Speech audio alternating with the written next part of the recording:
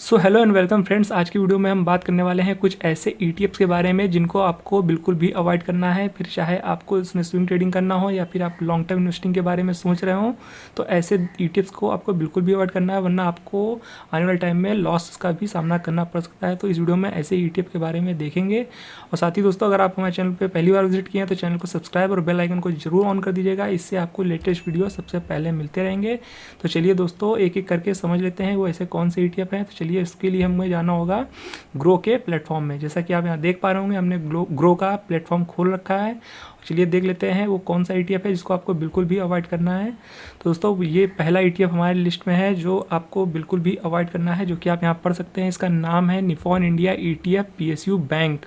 तो इस ETF को दोस्तों आपको बिल्कुल भी अवॉइड करना है, चाहे आप इसमें स्विंग ट्रेडिंग करना चाहते हो या फिर लॉन्ग टर्म इन्वेस्टिंग करना चाहते हो। हम ऐसा क्यों कह रहे हैं ये भी चलिए हम आपको रीज़न बता देते हैं कि ऐसा क्यों हम बोल रहे हैं। तो जैसा कि आप इसे अगर एक साल के चार्ट में देखेंगे तो आपको नो डाउट इसमें रिटर्न अच्छा देखने को मिल रहा है। कोई बात नहीं दोस्तों, आप यहाँ देख सकते हैं 30% से ज़्यादा का रिटर्न एक साल में देखने को मिल रहा है, जो कि बहुत ही बेहतरीन रिटर्न है। पर दोस्तों, अगर आप इसे लॉन्ग टर्म में इसे देखेंगे, में 5 ईयर्स के चार्ट में देखेंगे तो सिर्फ दोस्तों 23% का रिटर्न देखने को मिल रहा है।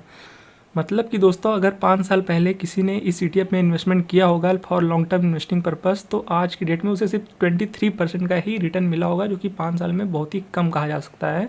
और अगर इसे हम ऑल टाइम में फ्रेम में लगा के देखते हैं तो दोस्तों देखिए, ये ETF अगर जब लॉन्च हुआ था, मतलब कि नवंबर 2007 में, जिसको लेके आज के अगर देखा जाए तो लगभग 15 साल से ऊपर हो चुका टाइम, 15-16 साल हो चुके हैं। और देख सकते हैं यहाँ पे आपको सिर्फ 32% का ही रिटर्न देखने को मिल रहा है। मतलब कि इसने लॉन्ग टर्म में कुछ भी नहीं रिटर्न बना के दिया है। आपको यहाँ पे बहुत ही वोलेटाइल देखने को मिल रहा होगा। ये चार्ट कभी बिल्कुल हाई पे होता है, कभी बिल्कुल नीचे आ जाता है, कभी फिर हाई होता है, फिर नीचे होता है। तो दोस्तों, ऐसे ETF में तो आप बिल्कुल भी लॉन्ग टर्म इन्वेस्टिंग तो कर ही नहीं सकते हैं। और दोस्तों, हो सके तो इसमें स्विंग ट्रेडिंग अवॉइड करें, क्योंकि दोस्तों आप यहाँ देख पा रहे होंगे कि इसमें ऐसे ETF में काफ़ी रिस्क होता है, जो बहुत ही वोलेटाइल होते हैं, कभी बिल्कुल अप कभी बिल्कुल डाउन। तो इसमें आप स्विंग ट्रेडिंग भी नहीं कर सकते हैं, क्योंकि इसका ऐसे ETF का कुछ भी कह पाना मुश्किल होता है। तो चलिए दोस्तों, देख लेते हैं एक बार इसमें कौन कौन सी कंपनीज़ हैं। उससे पहले दोस्तों एक बार इसमें ज़रा देख लीजिए कि 1500 करोड़ का इसका मार्केट कैप है, मतलब AUM साइज है। और इसमें नंबर ऑफ स्टॉक 12 हैं, जो कि आप यहाँ देख सकते हैं। और चलिए दिखा देते हैं कि इसमें आपको कौन कौन से स्टॉक देखने को मिलते हैं।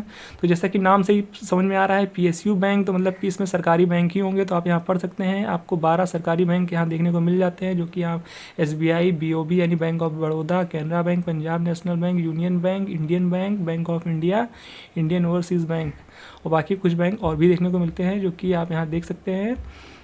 Central bank of India, bank of Maharashtra, UCO bank and Punjab and Sind bank. तो ये वो 12 बैंक है दोस्तों जिसमें इसका पैसा लगता है। बाकी उसके बगल में आप उसका होल्डिंग भी देख सकते हैं और उसका मार्केट प्राइस भी देख सकते हैं।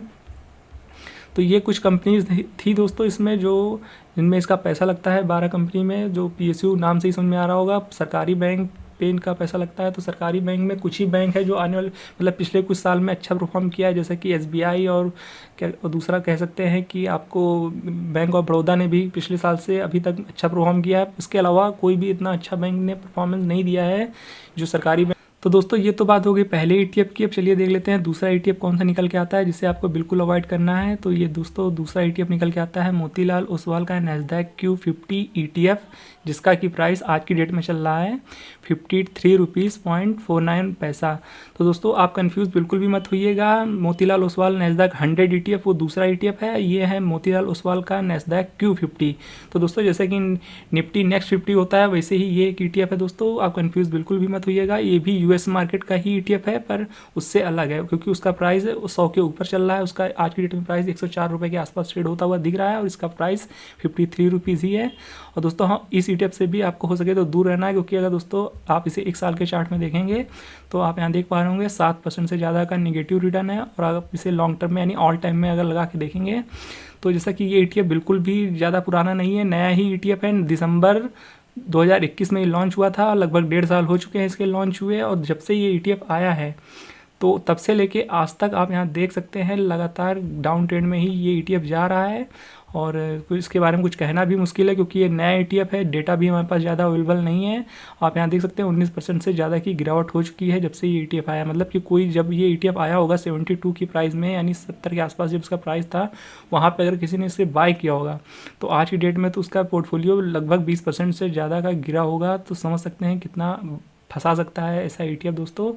तो इसलिए इस ETF को भी आपको बिल्कुल अवॉइड करना है। तो दोस्तों आप सोच रहे होंगे कि हम तो हमेशा कहते हैं कि आपको ऐसी गिरावट में ETF को बाय करना चाहिए, जैसे कि ये गिरावट में ही दिख रहा है। पर दोस्तों इस ETF के बारे में ऐसा बिल्कुल नहीं कहेंगे कि इसे आपको गिरावट में बाय करना चाहिए, क्योंकि दोस्तों इस ETF के बारे में कुछ भी कह पाना मुश्किल है, क्योंकि हमारे पास इसके बारे में ज़्यादा डेटा नहीं है। नया ETF है, इसके बारे में कुछ भी कह पाना मुश्किल है। और जब से ये ETF आया है, मतलब जब से ये मार्केट में लिस्ट हुआ है, लगातार गिरावट में ही गिरावट दिखा रहा है, जिसने कभी भी जब से आया है तो अच्छा रिटर्न बना के नहीं दिया है। तो ऐसे ETF को आप बिल्कुल भी ये ना सोचें कि गिरावट में है तो आप इसे बाय कर सकते हैं, क्योंकि हमारे पास इसका कुछ भी डेटा अवेलेबल नहीं है। तो इस बात का आप ज़रूर ध्यान रखिएगा। बाकी बात कर लेते हैं इसमें कितना AUM है। दोस्तों आप यहाँ देख सकते हैं इसका AUM साइज भी बहुत ही कम है, 24 करोड़ का मार्केट कैप है, बहुत ही कम है दोस्तों। और नंबर ऑफ स्टॉक 53 है। और जैसा कि नैस्डैक 100 में आपको 100 स्टॉक देखने को मिलते हैं, और इसमें आपको सिर्फ 53 स्टॉक ही देखने को मिल रहे हैं। तो इस बात का ध्यान जरूर रखिएगा। और बात कर लें इसमें आपको वॉल्यूम का भी इशू देखने को मिल सकता है, क्योंकि सिर्फ 24 करोड़ का ही मार्केट कैप है, मतलब AUM साइज है, एसेट अंडर मैनेजमेंट। तो इस बात का ध्यान जरूर रखिएगा, वॉल्यूम भी इशू का आपको सामना करना पड़ सकता है। और बाकी अगर आप इसमें देखना चाहते हैं कि कौन कौन सी कंपनियां हैं, तो उसे भी चलिए हम आपको दिखा देते हैं। या ये उसका पोर्टफोलियो है MONQ 50 का है। तो इसमें 53 स्टॉक हैं, जैसा कि आप यहाँ देख सकते हैं। और आप यहाँ सारी कंपनीज़ को देख सकते हैं कौन कौन सी कंपनी है, ये इनकी टॉप होल्डिंग्स हैं, आप इनका नाम पढ़ सकते हैं। तो ये वो कंपनीज़ हैं, और आप यहाँ पे इनकी होल्डिंग्स भी पढ़ सकते हैं कि इनकी परसेंटेज होल्डिंग कितनी है इन कंपनीज़ में। तो दोस्तों ये वो कुछ कंपनीज़ हैं जो इनमें टॉप होल्डिंग है, बाकी इसमें 53 स्टॉक्स हैं।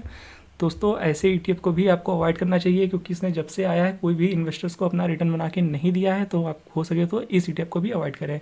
तो दोस्तों ये वो 2 ETF थे जो हम आपको बताना चाहते थे। हो सके आप इन 2 ETF से दूर रहें, क्योंकि आपको हो सकता है आने वाले टाइम में इसमें अगर आप कोई पोजीशन बना लेते हैं तो आपका भी पैसा काफ़ी टाइम के लिए फंस सकता है। क्योंकि दोस्तों जब अपने ये लिस्टिंग प्राइस से काफ़ी डाउन पे ट्रेड होता हुआ दिख रहा है, आप यहाँ देख सकते हैं लगभग 20% से ज़्यादा का डाउन है, 20% के आसपास डाउन देखने को मिल रहा है।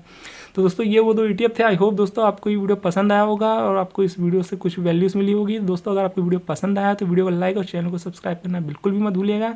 मिलते हैं नेक्स्ट वीडियो में, तब तक के लिए keep learning and be discipline.